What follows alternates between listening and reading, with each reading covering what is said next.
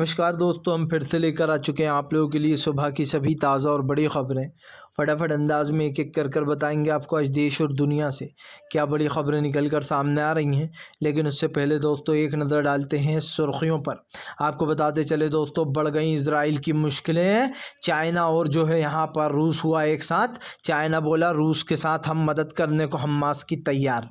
वहीं पर अगली बड़ी खबर में हम आपको बताएंगे दोस्तों, दरअसल आपको बताते चलें असदुद्दीन ओवैसी एक बार फिर से भड़के, बोले नेतन्याहू एक शैतान है, इस शैतान को जो है यहाँ पर हटाना चाहिए सत्ता से। वहीं पर अगली बड़ी खबर में हम आपको बताएंगे दोस्तों, बीजेपी के ऊपर गरजे राहुल गांधी, बोले प्रधानमंत्री बताएं उन्होंने कितने ओबीसी को अपनी पार्टी में जगह दे रखी है, प्रधानमंत्री के पास नहीं होगा इस सवाल का जवाब। वहीं पर दोस्तों बढ़ गई कांग्रेस और अखिलेश यादव में लड़ाई। अभी से जो है इंडिया गठबंधन के दरार को लेकर मीडियाओं में छा गया कि देखिए अभी से दरार छा रही है। बताएंगे छोटे से मुद्दे को मीडिया बड़ा चढ़ाकर क्यों बता रही है। वहीं पर अगली बड़ी खबर में हम आपको बताएंगे दोस्तों, दरअसल आपको बताते चले बीजेपी के ऊपर जमकर गरजते हुए नजर आए संजय रावत। संजय रावत बोले कोई भी दरार नहीं है गठबंधन में, सब मिलकर बीजेपी को हराएंगे। उन्होंने कहा कि गठबंधन लोकसभा चुनाव के लिए ना कि विधानसभा के लिए। वहीं पर अगली बड़ी खबर में हम आपको बताएंगे दोस्तों, हमास जैसा हमला करने की तैयारी में हिजबुल्लाह ग्रुप 5000 सैनिक तैयार कर लिए हैं। आपको बता दें बढ़ गई हैं अब कहीं ना कहीं इजराइल की मुश्किलें बढ़ने वाली हैं। वहीं पर अगली बड़ी खबर में हम आपको बताएंगे दोस्तों, दरअसल आपको बता दें कांग्रेस ने बीजेपी को गुजरात में दिया बड़ा झटका। लोकसभा चुनाव से पहले कई बीजेपी के नेता हुए कांग्रेस में शामिल। वहीं पर अगली बड़ी खबर में हम आपको बताएंगे दोस्तों, दरअसल आपको बताते चलें अखिलेश यादव के ऊपर जमकर भड़कते हुए नजर आए अजय राय। अजय राय ने कहा कि फिलहाल अखिलेश यादव भूल गए हैं कि हमने ही उन्हें घोसी में बिना कहे जितवाया है। वहीं पर दोस्तों नीतीश कुमार ने बीजेपी पर साधा निशाना। दरअसल मीडिया ये उड़ा रही कि नीतीश कुमार का प्रेम जाग उठा, उन्होंने पीएम की तारीफ की और मनमोहन साहब की बुराई। जबकि नीतीश कुमार ने कहा कि इस गठबंधन को हमने ही बनाया, इंडिया गठबंधन को, ऐसा कुछ भी नहीं है, मीडिया वाले कुछ भी चलाते हैं। तो तमाम खबरें दोस्तों फटाफट अंदाज में देंगे, एक एक कर देंगे। फ़िलहाल खैर चलिए बढ़ते हैं सबसे पहली और सबसे बड़ी खबर की ओर। दरअसल दोस्तों आपको बताते चले हिजाब बढ़ गई जो यहाँ पर इजराइल की मुश्किलें। इजराइल के लिए चाइना और रूस आया एक साथ। दरअसल आपको बताते चले लगातार हमास और उसके बीच में, इजराइल के बीच में जंग छिड़ी हुई है। इसके कारण जो वहाँ के मासूम रहने वाले लोग हैं उनकी जानें जा रही हैं। इसी को लेकर पुतिन जो है वो दोस्तों अब मदद करने जा रहा है हमास की। लेकिन उससे पहले दोस्तों अब रूस के साथ काम करने को हम तैयार हैं, चाइना ने भी कह दिया है। चाइना ने आगे हाथ बढ़ाते हुए कहा कि फ़िलहाल हम जो है रूस के साथ काम करने के लिए, चाइना के साथ काम करने के लिए तैयार हैं। आपको बताते चलें चाइना ने कहा कि रूस जो मदद कर रहा है हम भी उसके साथ हमास वहाँ के फ़िलिस्तीनियों की मदद करेंगे। दरअसल आपको बताते चले रूस जो है दोस्तों वो अज़रबैजान के ज़रिए सामान पहुंचा रहा है। ऐसे में अब जो है यहाँ पर उनका साथ देने के लिए चाइना भी आगे आ गया है। चाइना ने ऐलान किया है कि वो भी पुतिन के साथ मिलकर काम करने को तैयार है, वहाँ के नागरिकों की मदद करने के लिए, फ़िलिस्तीनियों की। और ख़ास करके जो गाज़ा में हो रहा है, जिस तरीके से अस्पतालों को उड़ाया गया, वो बहुत गलत है। लेकिन आपको बताते चलें चाइना की एंट्री से अब अमेरिका में भी भगदड़ मच गई है। क्योंकि आपको बताते चलें क्योंकि जब चाइना खुद ही कह रहा है रूस से कि वो भी इस मिशन में मिलकर काम करना चाहता है और वो उनके साथ है, इससे कहीं ना कहीं अब बीजेपी को टेंशन ज़रूर होगी। सबसे बड़ी बात ये है दोस्तों कि इस वक्त जो हो रहा है वो आपको और हमें दिखाई दे ही रहा है किस तरीके से इजराइल और गाज़ा के बीच में लड़ाइयाँ चल रही हैं। इस लड़ाई का सबसे बड़ा कारण है कि ये भी है दोस्तों कि वहाँ पर मासूम लोगों की जानें जा रही हैं। इस चीज़ को रुकना चाहिए और इसी को लेकर कहीं ना कहीं जो यहाँ पर भड़कते हुए भी नज़र आए विपक्ष के नेता। आपको बताते चले ये मामला काफ़ी बढ़ चुका है। अब इसको देखना ये होगा कि आगे तक ये मामला कैसे पहुंचता है। फ़िलहाल चलिए ये तो साफ़ हो गया दोस्तों कि अब इजराइल के ख़िलाफ़ कहीं ना कहीं चाइना और पुतिन दोनों मिलकर चाल चलेंगे और हो सकता है दोस्तों इसका नुकसान अमेरिका को उठाना पड़े बड़े पैमाने पर, क्योंकि रूस की एंट्री और चाइना की एंट्री तो यही कहती है। फ़िलहाल पढ़ते हैं एक और अगली बिग ब्रेकिंग की तरफ। बता दोस्तों अगली जो बड़ी खबर निकल कर आ रही है, आपको बताते चले दोस्तों इंडिया गठबंधन में आई दरार तो अखिलेश यादव को खुली चुनौती दे दी। अखिलेश यादव ने कहा कि फ़िलहाल कांग्रेस ने हमारे साथ धोखा किया, उसको ऐसा नहीं करना चाहिए था। आपको बताते चले हालांकि अखिलेश ने अब सफाई दे दी। अखिलेश ने सफाई देते हुए कहा कि मीडिया तो कुछ भी चला रही है, ऐसा नहीं है कि इंडिया गठबंधन में दरार आ गई है। उन्होंने कहा कि हमारे कुछ सवाल हैं जो हम कांग्रेस से पूछेंगे, लेकिन ये गलत चलाया जा रहा है कि इंडिया गठबंधन टूट गया। उन्होंने कहा कि इंडिया गठबंधन एक है और एक साथ मिलकर हम इसको चलाएंगे। दरअसल दोस्तों साफ दिखाई दे रहा है इंडिया गठबंधन की जो बैठक हुई थी उसको लेकर कहीं ना कहीं बीजेपी भी घिरी हुई है, क्योंकि इंडिया गठबंधन में कुछ ऐसे बड़े फैसले लिए गए जिसके बाद बीजेपी की मुसीबत बढ़ गई थी दोस्तों। और अब इंडिया गठबंधन के यही बड़े फैसले बीजेपी को नुकसान पहुंचाने वाले। दरअसल आपको बताते चले इंडिया गठबंधन में दोस्तों इस फैसले को लिया गया कि फ़िलहाल आगे क्या किया जाएगा। अब देखना ये भी है दोस्तों कि फ़िलहाल आने वाले समय में बीजेपी को और क्या क्या झटके लगने वाले हैं, क्योंकि विपक्ष ने तो इस बार पूरा प्लान बना रखा है कि बीजेपी को सत्ता से कैसे बाहर करना है। आपको बताते चले विपक्ष को हराने की बीजेपी के लिए इतना आसान नहीं होगा। यही कारण है जो बीजेपी सत्ता से जाने वाली है दोस्तों। आपको बताते चलें अब अखिलेश यादव से लेकर तो तमाम लोग इस चीज़ पर सवाल उठा रहे हैं कि हमारे गठबंधन में कुछ भी होता है तो बीजेपी आरोप लगाती है कि ये एक तरीके से वो कर रहा है वार, जबकि दोस्तों ऐसा कुछ है ही नहीं। तो ये तो साफ दिखाई दे रहा है कि फ़िलहाल बीजेपी की मुसीबत बढ़ने वाली है। चलिए बढ़ते हैं एक और अगली बिग ब्रेकिंग की तरफ। बता दोस्तों अगली जो बड़ी खबर निकल कर आ रही है आपको बताते चले दोस्तों, भारतीय जनता पार्टी को लगा एक और बड़ा झटका। आपको बताते चले दोस्तों कांग्रेस मध्य प्रदेश में बाजी मारने के लिए कांग्रेस की दूसरी लिस्ट पर मचा घमासान। दूसरी लिस्ट में भी बड़े बड़े दिग्गजों के नाम 7 लोगों के टिकट कटे। आपको बताते चले मध्य प्रदेश में कांग्रेस ने अपनी दूसरी लिस्ट भी जारी कर दी है। 7 विधायकों के नाम काट दिए गए हैं जो करंटली थे। दरअसल जिन जिन लोगों की शिकायतें मिलती जा रही हैं कांग्रेस को, उन लोगों को दोस्तों सत्ता से बाहर किया जा रहा है टिकट से, क्योंकि जाहिर सी बात है जनता जिन लोग से नाराज़ है उनको दोबारा वोट नहीं देगी। इसलिए कांग्रेस उन तमाम लोगों को बाहर कर रही है दोस्तों जो कहीं ना कहीं इससे जुड़े हुए हैं। अब ये मुश्किल बढ़ गई है कहीं ना कहीं बीजेपी की। और क्योंकि दोस्तों मध्य प्रदेश में इस लिस्ट के जारी होने के बाद ऐलान किया है कमलनाथ ने कि फ़िलहाल मध्य प्रदेश में कांग्रेस की सरकार आ रही है। उन्होंने कहा कांग्रेस की सरकार आते से ही यहाँ पर कई चीज़ें बदल दी जाएंगी। जो भ्रष्टाचार फैला हुआ है उसको ख़त्म किया जाएगा। जो बीजेपी लगातार दोस्तों हिंदू मुसलमान करती है, तमाम चीज़ें करती है, उसको भी घेरने की तैयारी चल रही है। मतलब साफ है आने वाले समय में दोस्तों अब बीजेपी को सबक सिखाने के लिए कांग्रेस तैयार हो चुकी है। और ख़ास करके मध्य प्रदेश का ये चुनाव दोस्तों बहुत महत्वपूर्ण है। महत्वपूर्ण इसलिए भी है क्योंकि आपको पता है कि बीजेपी जो काम कर रही है, जो कारनामे, उसको रोकने के लिए कहीं ना कहीं कांग्रेस की ही ज़रूरत थी। और ऐसे में अब जब कभी कांग्रेस बोलेगी तो इस चीज़ को साफ याद भी रखेंगे लोग दोस्तों, क्योंकि मुझे एक चीज़ दिखाई दे रही है कि अब कांग्रेस में ने जो बातें बोली हैं बिल्कुल सही हैं। प्रधानमंत्री मोदी से लेकर तो राहुल गांधी तक तमाम चीज़ों पर बहस छिड़ी हुई है। और आज देश में मध्य प्रदेश में दूसरी लिस्ट जारी होने के बाद बीजेपी को इसलिए भी टेंशन हो गई क्योंकि वो चुनाव तो हार ही रही है, लेकिन अब दोस्तों कहीं ना कहीं इस बार कांग्रेस बहुत सोच समझकर प्रत्याशियों को उतार रही है।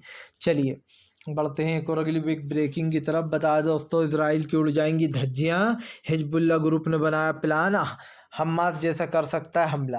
दरअसल आपको बता दें हिजबुल्लाह आतंकवादी संगठन जो है दोस्तों अब उसने एक 5,000 ग्रुप बनाया, सैनिकों को तैयार किया है।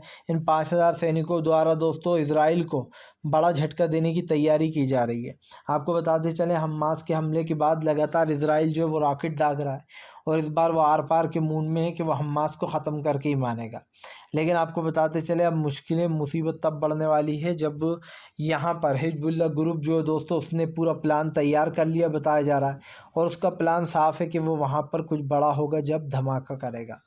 दरअसल 5,000 सैनिकों के इस ग्रुप में दोस्तों काफ़ी कुछ छुपा है राज, क्योंकि आप भी बता दें आपको हिजबुल्लाह जो ग्रुप है दोस्तों वो एक आतंकवादी संगठन माना जाता है। ऐसे में हिजबुल्लाह की एंट्री होने के बाद सबसे ज़्यादा परेशानी किसी और को नहीं बल्कि वहीं के लोगों को है। और आप भी देख रहे हैं कि फ़िलहाल इस वक्त हो क्या रहा है। तो ये कहना अच्छा नहीं होगा, गलत नहीं होगा दोस्तों कि फ़िलहाल सरकार की नीयतें जो है वो साफ साफ दिखाई दे रही हैं। और भारतीय जनता पार्टी को दोस्तों अब हार का सामना करना ही पड़ेगा, क्योंकि तमाम राज्यों में बीजेपी के ख़िलाफ़ भी एक मोर्चा खुला है। लेकिन हिजबुल्लाह वाला जो ये मामला है दोस्तों ये बढ़ गया है। आपको बताते चलें क्योंकि प्रधानमंत्री ने इजराइल को सपोर्ट किया था, तो हो सकता है यहाँ के भी मुस्लिम काफ़ी नाराज़ हों। जबकि फ़िलिस्तीन का भी प्रधानमंत्री ने अब समर्थन कर दिया। प्रधानमंत्री ने कहा है कि वो फ़िलिस्तीनियों के साथ हैं और उनको सहायता मदद देते रहेंगे, मदद नहीं रुकेगी। फ़िलहाल ये तो साफ़ हो चुका है कि दोस्तों इजराइल से भी दोस्ती चल रही प्रधानमंत्री की और फ़िलिस्तीन से भी चल रही है। फ़िलहाल चलिए बढ़ते हैं एक और अगली बिग ब्रेकिंग की तरफ। बता दोस्तों अगली जो बड़ी खबर निकल कर आ रही, राहुल गांधी ने फिर लिया बीजेपी को लपेटे में। राहुल गांधी बोले प्रधानमंत्री से मैंने पूछा कितने ओबीसी हैं, तो प्रधानमंत्री के पास नहीं था उसका जवाब। दरअसल आपको बताते चले राहुल गांधी ने बीजेपी के ऊपर हमला बोलते हुए कहा कि मैंने बीजेपी से पूछा कि आपके कितने नेता हैं, वो हैं कार्यकर्ता, तो बीजेपी ने कुछ नहीं बताया। आपको बताते चले जब राहुल गांधी ने कई सवाल पूछे कि मैंने जब ओबीसी का मुद्दा उठाया तब प्रधानमंत्री चुप हो गए थे। राहुल गांधी ने कहा कि प्रधानमंत्री किसी भी सच्चे मुद्दे का जवाब नहीं देना चाहते। राहुल गांधी ने कहा कि बीजेपी सच से भाग रही है और उसके सच से भागने का दोस्तों एक ही कारण है कि भारतीय जनता पार्टी सच नहीं बोलना चाहती। आपको बताते चले यहाँ पर राहुल गांधी ने साफ बीजेपी पर हमला बोला। उन्होंने कहा कि बीजेपी की मंशा साफ दिखाई दे रही है और सच से भाग रही है। राहुल ने कहा कि प्रधानमंत्री एक बिल लेकर आते हैं और महिलाओं के सम्मान की बात करते हैं, लेकिन जब दोस्तों सच में महिलाओं को सम्मान देने की बात आती है तो प्रधानमंत्री के मुंह तक नहीं खुलता, इसलिए क्योंकि उसमें बृजभूषण होते हैं दोस्तों। तमाम बीजेपी के नेता रेपिस्ट निकलते हैं ज़्यादातर, तो इस चीज़ों पर सवाल उठाया उन्होंने। और एक चीज़ साफ़ हो चुकी है कि फ़िलहाल यहाँ पर सरकार वर्सेस अब वो हो गई है दोस्तों आम जनता। कर्नाटक में पूरा जो माहौल बना था अब जगह जगह उसी तरीके का माहौल बन रहा बीजेपी के ख़िलाफ़। तो ये कहना गलत नहीं होगा दोस्तों कि फ़िलहाल बीजेपी के लिए टेंशन की घड़ी आने वाली है आगे चल के, क्योंकि इस वक्त देश में जो राजनीति हो रही है दोस्तों उसको ख़त्म करने की भी ज़रूरत है। और ऐसे में आपको बता दें अब बीजेपी के लिए ये टेंशन बढ़ चुकी है। फ़िलहाल ये तो साफ़ हो चुका है दोस्तों कि अब तमाम लोग जो है वो इस चीज़ से जुड़ते चले जा रहा है। और हमें देखना होगा कि राहुल गांधी के ये उठाए गए मुद्दे ओबीसी वाले ये कितना वर्क करते हैं, क्योंकि आपको बता दें ये मैं बताया जा रहा है ये बहुत मेन मुद्दे हैं। और मेन मुद्दे क्या है दोस्तों, ये तो आपने देख ही लिया देश में क्या क्या हो रहा है, महंगाई गरीबी से लेकर तो तमाम जितने भी लोकल मुद्दे हैं वो भी इस देश के ही हैं दोस्तों, लेकिन उस मुद्दों पर बात नहीं होती। फ़िलहाल चलिए बढ़ते हैं एक और अगली बिग ब्रेकिंग की तरफ। बता दोस्तों अगली जो बड़ी खबर निकल कर आ रही है आपको बताते चलें। बीजेपी ने कांग्रेस पर बोला बड़ा हमला, बोले फिलहाल अपना गिरबान वो नहीं होता है। दरअसल आपको बता दें बीजेपी और कांग्रेस में जंग छिड़ गई है दोस्तों। और ये जंग क्यों छिड़ी ये भी समझ लीजिए। बीजेपी के ऊपर खरीद फरोश के आरोप लगते हैं। अब जो है यहाँ पर बीजेपी ने उल्टा कांग्रेस को ही घेर लिया है। उन्होंने कहा कि फ़िलहाल जो भी ये हो रहा है इसको लेकर सही नहीं हुआ। आपको बता दें हालांकि उसे पता भी नहीं कि क्या हुआ है। और इस चीज़ को लेकर अब जो भी मतलब ये तैयारियां चल रही थी इस चीज़ को लेकर कहीं ना कहीं भाजपा घिर चुकी है। क्योंकि एक चीज़ तो साफ़ है दोस्तों कि फ़िलहाल मोदी सरकार के सत्ता में आने के बाद से ही देश में काफ़ी कुछ हालात बदल चुके हैं। और आपको बताते चलें इस वक्त जो है यहाँ पर बीजेपी को कांग्रेस ने जमकर घेर रखा। कांग्रेस एक भी ऐसा मुद्दा नहीं छोड़ रही है जिसमें दोस्तों बीजेपी निकल भागे। 3 राज्यों के चुनाव में कांग्रेस की दबिश साफ दिखाई दे रही है, मध्य प्रदेश, राजस्थान और छत्तीसगढ़। ऐसे में तेलंगाना में भी राहुल गांधी का ज़ोरदार प्रदर्शन दिखाई दे रहा है। प्रदर्शन इसलिए भी कहूँगा दोस्तों क्योंकि राहुल गांधी की भारत जोड़ो यात्रा लगभग जारी है। उन्होंने कहा था कि भारत जोड़ो यात्रा भले ही ख़त्म हो जाए लेकिन पद यात्रा चलती रहेगी, और वैसे ही कुछ होता हुआ दिखाई भी दे रहा है राहुल गांधी के साथ। तो कहीं ना कहीं अब दोस्तों टेंशन बढ़ने वाली है विपक्ष की भी और बीजेपी की भी कि अब कौन सरकार बनाएगा, क्योंकि 24 से पहले कहीं ना कहीं प्रधानमंत्री को घेरने की तैयारी चल रही है। और तमाम जो ये गठबंधन बनाया दोस्तों यही बीजेपी को हराएगा। आप लिख के ले लीजिए, चाहे कुछ भी कह लें कि ऐसा हो रहा है वैसा हो रहा है, लेकिन ऐसा कुछ नहीं होने वाला। चलिए बढ़ते हैं एक और अगली बिग ब्रेकिंग की तरफ। नीतीश कुमार भड़के। नीतीश कुमार बोले मीडिया झूठ चलाती है, जो उसे मिल जाता है वो वही बता देती है। दरअसल दोस्तों आपको बताते चले बीजेपी के ऊपर आरोप लग रहा है कि फ़िलहाल मीडिया जो है वो अपना काम सही से नहीं कर पा रही क्योंकि प्रधानमंत्री रोक रहे हैं उन्हें। और दोस्तों आपको बताते चले मीडिया अगर सच्चे इंसान से कोई सवाल पूछे तो कोई नहीं रोकता है, लेकिन अगर यही काम बीजेपी के किसी नेता से करो तो बहुत बुरा लग जाता है बीजेपी के नेताओं को। आपको बताते चलें अब ऐसे ही कुछ होता हुआ नज़र आ रहा है। दरअसल हम आपको बता दें बीजेपी की टेंशन तब बढ़ गई दोस्तों जब बीजेपी के लिए काफ़ी कुछ जो है यहाँ पर वो होने वाला है। आपको बताता चलूँ भारतीय जनता पार्टी के खिलाफ विपक्ष ने जमकर मोर्चा खोला है और ये भी कहा है कि फिलहाल आने वाले समय में बीजेपी को सत्ता से बाहर तो करेंगे ही, लेकिन दोस्तों बीजेपी के साथ साथ उन तमाम शक्तियों को भी दूर करेंगे जो उसने जहर घोल दिए, जैसा आरएसएस हुआ दोस्तों दूसरी जगह है, क्योंकि इधर यही दिखाई दे रहा है कि आरएसएस और बीजेपी की विचारधारा से लोग डरे हुए हैं फिलहाल। चलिए बढ़ते हैं एक और अगली बिग ब्रेकिंग की तरफ। बता दोस्तों अगली जो बड़ी खबर निकल कर आ रही है आपको बताते चले, बढ़ गई जो बाइडेन की मुश्किलें दोस्तों। दरअसल आपको बताते चले ईरान तमाम मुस्लिम देशों ने कर दिया इजराइल का बायकॉट, भले ही जो बाइडेन कर रहा हूँ उनको वेलकम। आपको बताते चले इजराइल ने साफ़ किया है कि जो भी आप साथ देता हुआ नज़र आएगा इजराइल का, उसने ईरान ने साफ़ कर दिया है कि अगर ये इजराइल का साथ दिया तो इसका नतीजा अच्छा नहीं होगा, उन लोगों को राजनीतिक और बिजनेस दोनों तरीक़ों से बायकॉट करेगा 57 मुस्लिम देश का OIC। दरअसल आपको बताते चले दोस्तों और देश चाहें तो वह हमले कर सकते हैं, लेकिन वो जानबूझकर हमले नहीं कर रहा क्योंकि उन्हें पता है कि इसका असर उनके देश पर भी पहुंच सकता है। और यही कारण है दोस्तों जब सीधे सीधे ये चीज़ निकल कर सामने आई है जहाँ पर बीजेपी की मुश्किलें बढ़ गई हैं, तो ये कहना गलत नहीं होगा कि फ़िलहाल आने वाले समय में भारतीय जनता पार्टी को आगे चल के एक बड़ी शिकस्त देनी होगी दोस्तों सब लोगों को मिलकर। फ़िलहाल ये तो साफ़ हो चुका है कि अब बीजेपी के लिए मुश्किलें बढ़ चुकी हैं, क्योंकि आपको बताते चलें यहाँ पर बीजेपी ने जो भी काम किए थे उन सब कामों को गिनवा रहा है विपक्ष, और विपक्ष ने ये भी बताया कि इंडिया गठबंधन में कोई दरार नहीं है, ये सिर्फ बीजेपी के शगुफ़े हैं, वो चाहेंगे कि आप उठ जाओ। लेकिन यहाँ पर उन्होंने कहा कि फ़िलहाल अब समझ से बाहर है बीजेपी की है। और ये साफ़ है दोस्तों देश में आज जिस तरीके का माहौल चल रहा है उसको हटाने के लिए कहीं ना कहीं देश की जनता बहुत ज़रूरी है। प्रधानमंत्री को अब बड़ा झटका लगेगा तब जब वो दोस्तों सत्ता से बाहर जाएंगे, क्योंकि इस बार के तमाम सर्वे ये कह रहे हैं कि बीजेपी सिमट कर रह जाएगी, और अगर बीजेपी सिमट कर रह गई तो इसका सीधा सा मतलब ये है दोस्तों कि बीजेपी दोबारा सत्ता में कभी नहीं आ पाएगी। फ़िलहाल चलिए बढ़ते हैं एक और अगली बिग ब्रेकिंग की तरफ।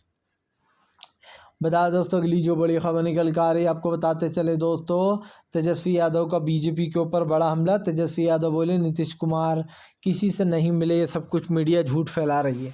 दरअसल आपको बताते चले उनका कहना है कि नीतीश कुमार ने कोई दोस्ती नहीं की है। उन्होंने कहा कि नीतीश कुमार के ऊपर आरोप लगाया जा रहा है कि वो बीजेपी के लिए काम करते हैं, लेकिन ऐसा कुछ भी नहीं है। आपको बताते चले तेजस्वी यादव ने कहा कि फ़िलहाल मीडिया का तो काम है, जो मोदी सरकार कहते हैं वो वही चलाते हैं, इसलिए अब ये कह रहे हैं दिन भर में कि इसमें लड़ाई हो गई इसमें लड़ाई हो गई, कि यहाँ पर वो थोड़ी ना है दोस्तों कंपटीशन। बीजेपी जो है वो पुराने मुर्दे उठार कर ले आती, जैसे छत्तीसगढ़ में बीजेपी ने कह दिया कि भूपेश बघेल ने वो कराई लिंचिंग, हमारी यहाँ सरकार बनी तो हम साथ देंगे। इसीलिए बीजेपी से उम्मीद रखना बहुत बेकार है, क्योंकि एक चीज़ साफ़ हो जाती है कि जहाँ पर बात दोस्तों भाईचारे की आती है, प्यार मोहब्बत की आती है, तो बीजेपी इसके ख़िलाफ़ रहती है, क्योंकि उसकी राजनीति प्योर हिंदुत्व पर चल रही है। फ़िलहाल चलिए बढ़ते हैं एक और अगली बिग ब्रेकिंग की तरफ। बता दोस्तों अगली जो बड़ी खबर निकल कर आ रही है, असदुद्दीन ओवैसी का नेतन्याहू पर बड़ा हमला।